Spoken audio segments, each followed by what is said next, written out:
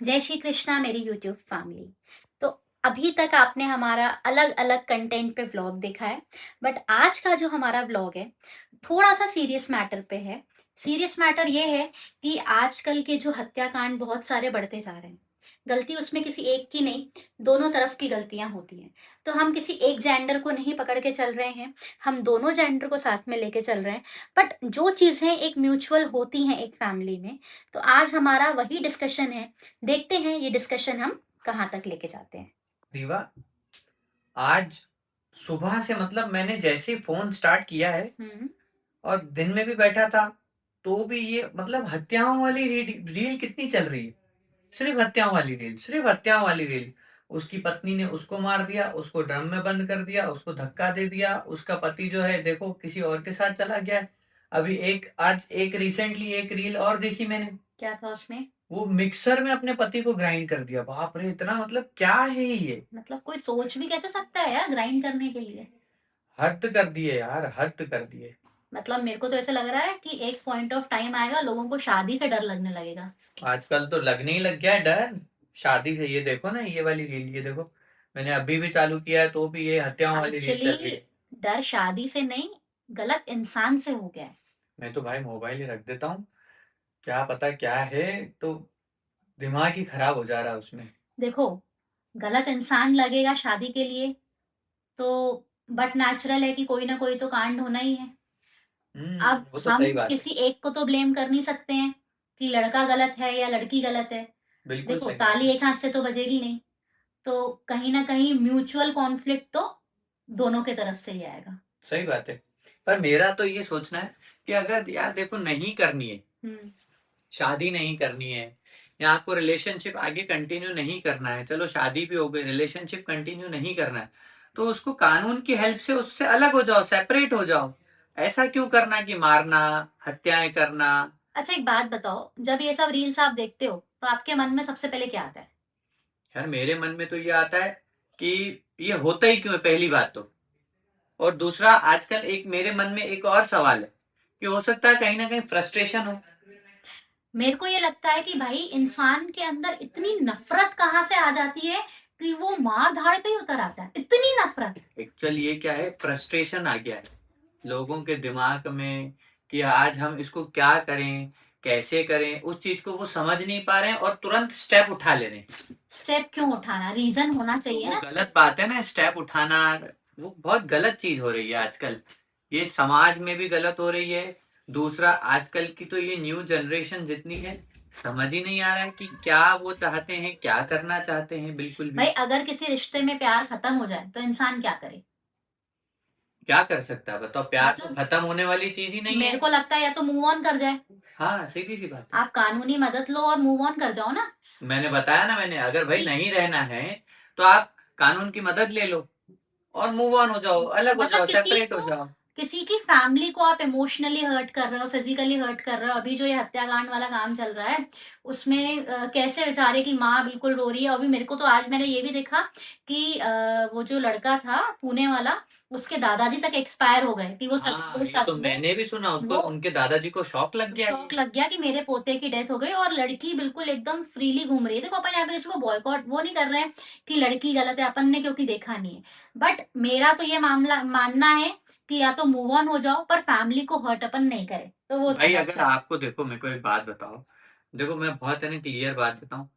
अगर आपका रिलेशन है किसी के साथ में, अगर आपकी एंगेजमेंट आपके घर परिवार वाले कहीं पे जोर जबरदस्ती करवाते भी हैं, तो आप या तो घर वालों को नहीं बोल पाते हो तो लड़के को बोल दो कि भाई एग्जैक्टली। देखो, मेरा कहीं पे रिलेशन है, प्लीज मैं देखो आपकी लाइफ को भी खराब नहीं करना चाहती हूँ, मेरी लाइफ को भी खराब नहीं करना चाहती हूँ, परिवार को भी खराब नहीं करना चाहती हूँ, ना आपके ना मेरे।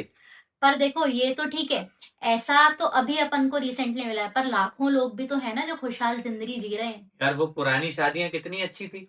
पुरानी आज हमारे शादियां। आज हमारे देखो मम्मी पापा की क्या, उन्होंने इतने अच्छे आज तक संस्कारों को चलाया, जो अपने रिलेशंस को भी मेंटेन करके रखा है, जो हमको भी सिखाया है।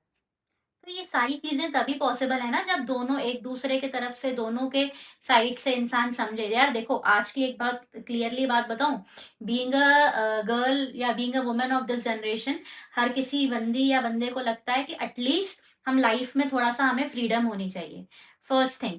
दूसरी थिंग ये होनी चाहिए कि आज एक बंदी अगर आपके घर में शादी करके आती है और आपके पेरेंट्स की जो एज है, वो ये नहीं एक्सपेक्ट करें कि अगर हम 60 साल के, हम 50 साल तक के हैं, तो जो सामने वाली बंदी हमारे घर में आ रही है, उसके अंदर भी उतनी ही समझदारी हो। नहीं, वो तो पॉसिबल नहीं है ना।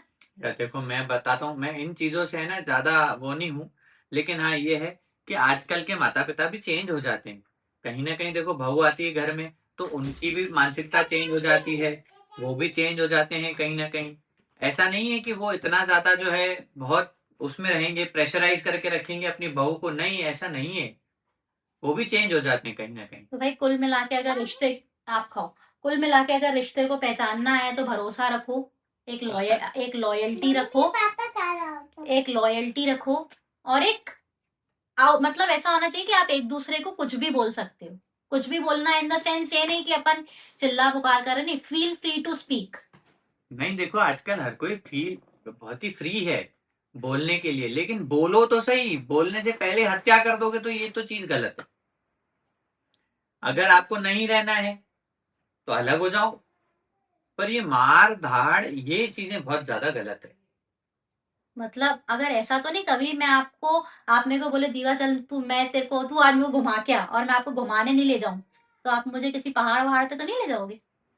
अरे मैं क्यों लेकर जाऊंगा भाई पहाड़ पे, वो तो लड़कियां वो लेकर जा रही है पहाड़ पे जिनको फेंकना है, तो मैं क्यों लेके आपको जाऊंगा। तो मेरे को नहीं फेंकना है ना पहाड़ वहाड़ अरे से। भाई वो तुम सोचो।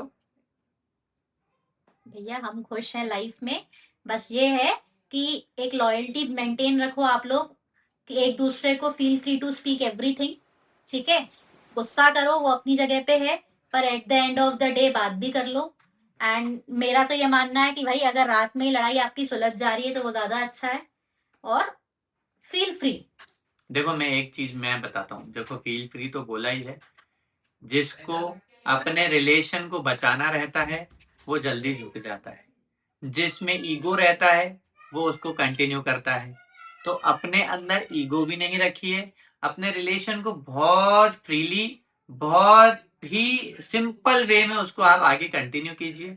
नहीं होता है, बहुत टाइम हो गया है, बहुत ज्यादा तकलीफ हो रही है, कोई सुनने को तैयार नहीं है, कोई मानने को तैयार नहीं है, तो आप उस रिलेशन को कोर्ट में ले जाए, कोर्ट में लेके जाके वहां पे कानूनी तरीके से वहां से आप सेपरेट हो जाए। लेकिन ये मार धाड़ और अपना परिवार को परेशान करना, परिवार परेशान हो जाता है। और इस बीच में प्लीज बच्चों की लाइफ एक्सप्लोर और मत अगर कीजिए। एक चीज और ध्यान रखें, बहुत बहुत बहुत इंपॉर्टेंट चीज है, अगर आप हस्बैंड वाइफ आपका झगड़ा है तो प्लीज प्लीज बच्चों को, बच्चों का जीवन खराब ना करें।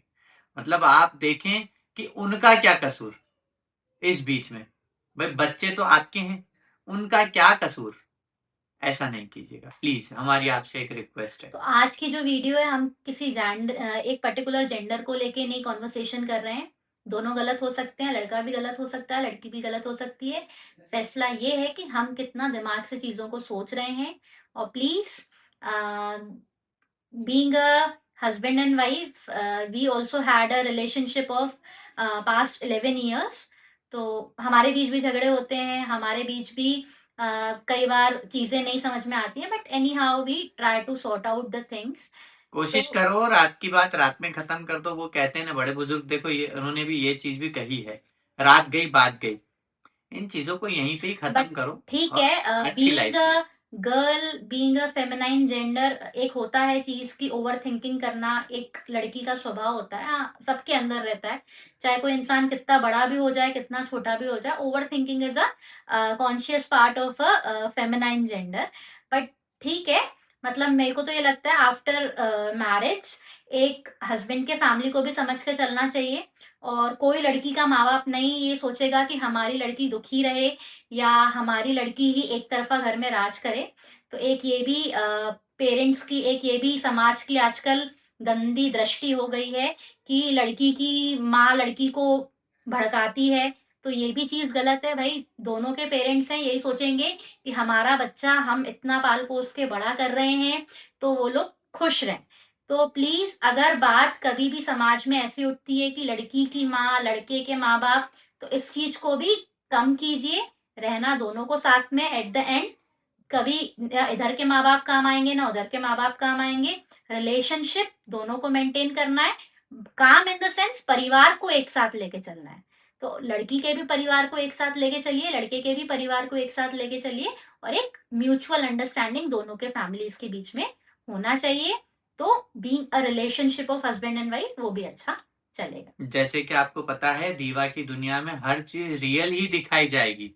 तो मैं तो देखो बहुत ज़्यादा मतलब इस पूरे दीवा की दुनिया में इतना ज़्यादा मैं पार्ट नहीं ले पाता हूँ, क्योंकि मेरा काम भी अलग है, तो मैं बैठ नहीं पाता हूँ। लेकिन हाँ, परिवार है, परिवार के साथ में आपको बैठना चाहिए और कोशिश कीजिए हमारे इस चैनल के साथ में ज़्यादा से ज़्यादा जुड़ें, क्योंकि इसमें सिर्फ़ आपको सच्चाई ही दिखाई देगी कि परिवार एक कैसे रहता है, कितना खुशहाल रहता है, कैसे परिवार को मैनेज करना है और कैसे परिवार में मस्ती, मज़ाक, घूमना-फिरना, बच्चों के साथ में रिलेशन, बच्चों को कैसे हमको उनको आगे बढ़ाना है, तो यही चीज़ें आप सब चीज़ देखेंगे।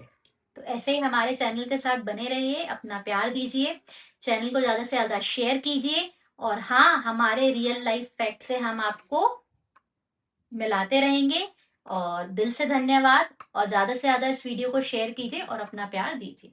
जय जय श्री श्री कृष्ण। कृष्ण।